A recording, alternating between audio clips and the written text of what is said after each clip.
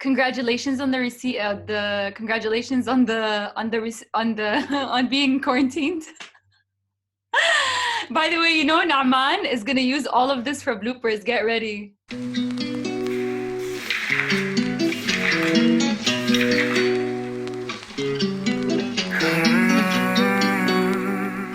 Hello, ladies and gentlemen. This is Michele, and welcome to our interview.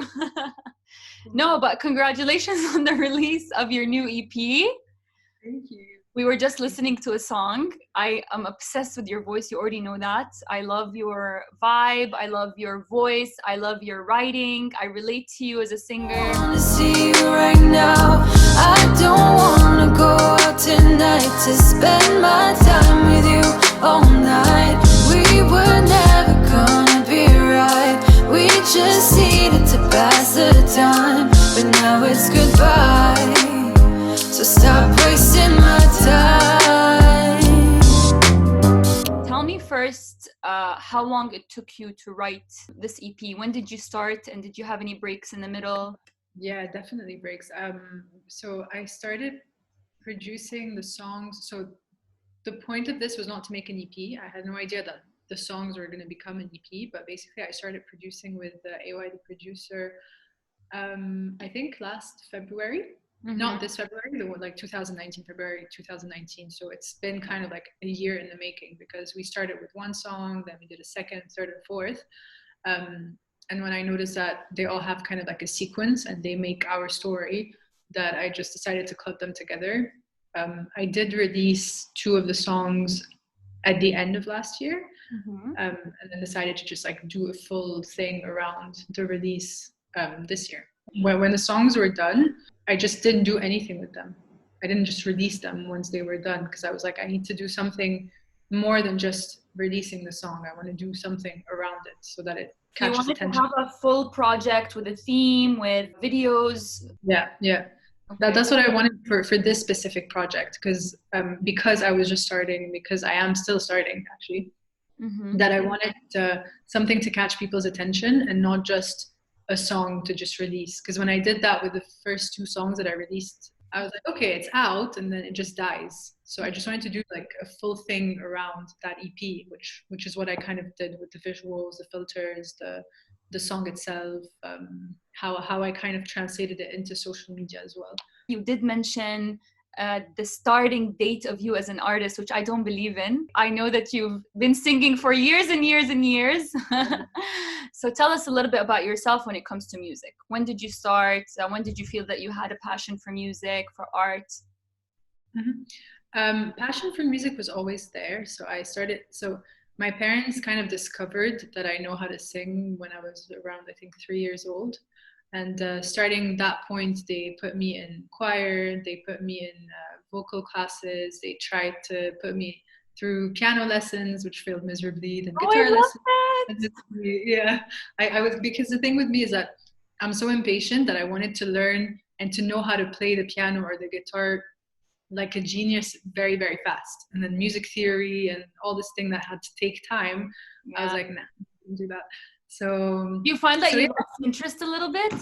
Kind of. Like I do regret stopping. I did piano for 2 years, and it just became too theoretical. I just wanted to know how to just play music. Khalas. I just didn't want to go through the exams of writing the notes on the I don't even know what you call them, like those notebooks with the lines. Yeah, the ones with the lines. I can't believe that we don't know what I know, right? And so singing was always a thing.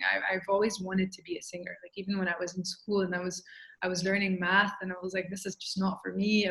Were you aware, like you actually said, I want to be a singer, or did you say, I love singing and I don't like this stuff, the math and the science? But did you ever consider actually taking music as a career from a young age? I mean, always. Really? Like, to me, in my head, it's like, it's what I want, and it's what I feel like I will become one day, like professionally. And when I used to be at home working on my math, rehearsing for an exam or something, I'm so bad at math that I would just go to my mom and dad and cry and be like, I'm so bad at it, just let me go to like conservatory, khalas, I don't want to do this anymore, put me in like music school. I knew deep down that singing is what I wanted to do. I wanted to become a singer. Like I used to watch the Star Academy and The Voice and all these things and literally cry because I was like, this can be me. Oh my God. Who is your growing up inspiration? I know it's such a cliche thing, but I really believe that the musicians you listen to as a young person shape you. So who did you listen to? Definitely. I used to listen to a lot of French music because we speak French between us in the family, and it was mainly those very powerful French singers, like the women, like Céline Dion. I don't know if I'm gonna name them, if you or anybody who will be watching this know Try them. me. Give me one more. Just try me.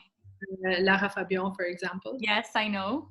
Yeah, so it's like this type of like very strong. So I think they're the Adele of France. Mm. So this was kind of like who I was listening to and who I always wanted to become.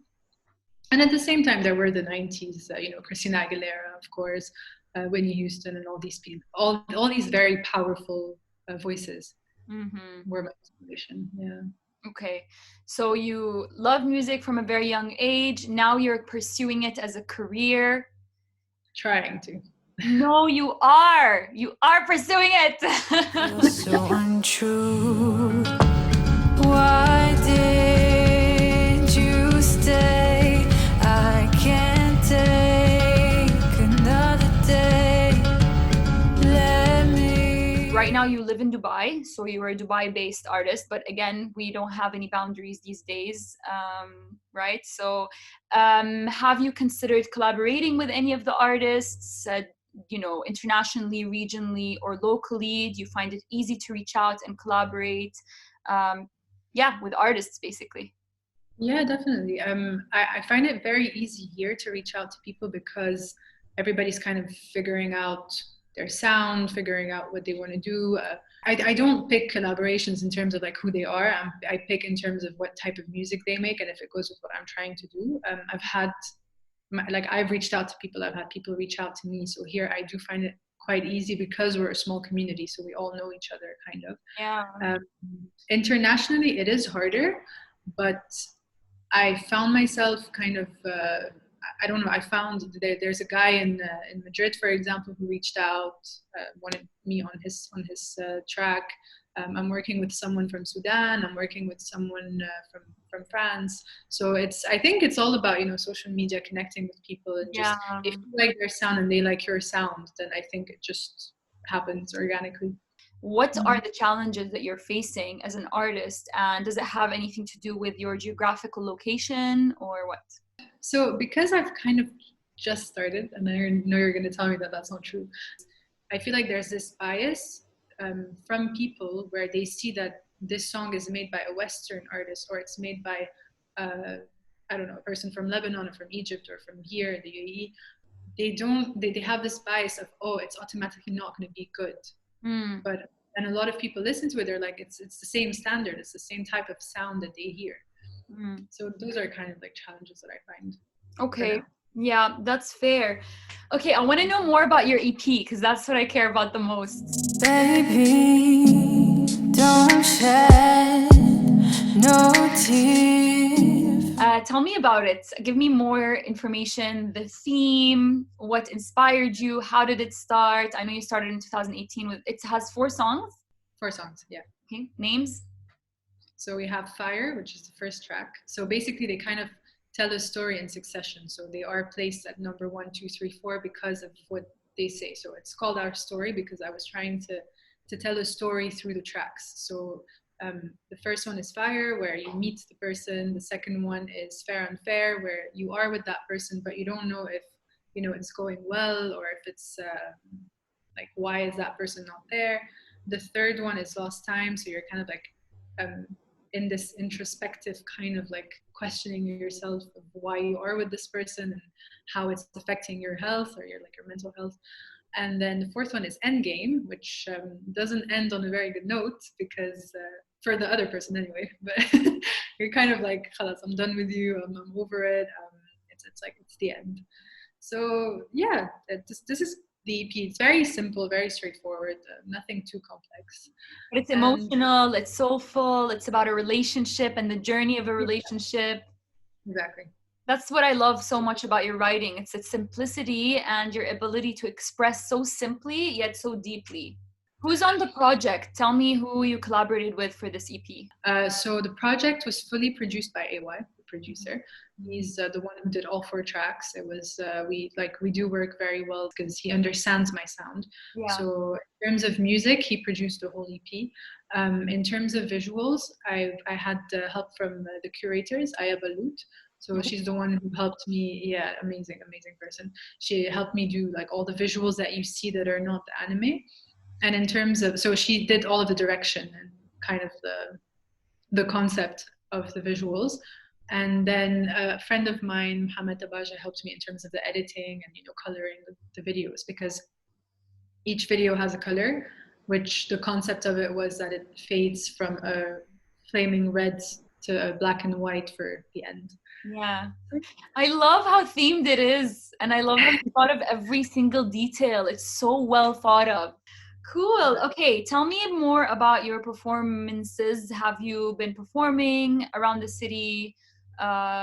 Is that something that you've done a lot? Do you want to do more of it? Do you have any goals or dreams that you want to achieve? I've definitely done quite a few, maybe not as much as I can or like I could have before, but I don't know. Like the thing is, I'm trying to concentrate more on releasing rather than performing. So I want to be more of a releasing artist than a performing artist. I do love to perform now, which is something that I never thought I would ever say. If you had spoken to me like 2-3 years ago, I had major stage fright. But yeah, I've been doing quite a lot of lives also now that Instagram live is kind of the thing. Are you starting to write again now that you have a lot of time on your hands? Yeah. I'm trying to be as productive as possible. I do have a few tracks that are done. I have a few features that are done as well. So my plan is this year to release something every month at least. So singles, right? Yeah. No more big project anymore. That was stressful. Like that was a because lot. it takes time, and you hold off on the little, like the actual singles. You hold back on them so that you can release them as an EP. Exactly. Michele, thank you so much for talking to me. I really loved and enjoyed talking to you. I enjoy talking to you anyway because you're my friend. But I'm so happy that you are talking to me for the Modern East. We're excited to share your work, to share your EP. Congrats again on the release. And hopefully we'll hear more from you very soon. Hopefully. Very, very soon. Yeah, definitely. Thank you. Okay, this is where Nemo you cut. I'm going to end the call. Okay. No, I think you stop recording, it ends the call. Are you sure? Okay, let me stop recording. I'm so scared I'd lose this.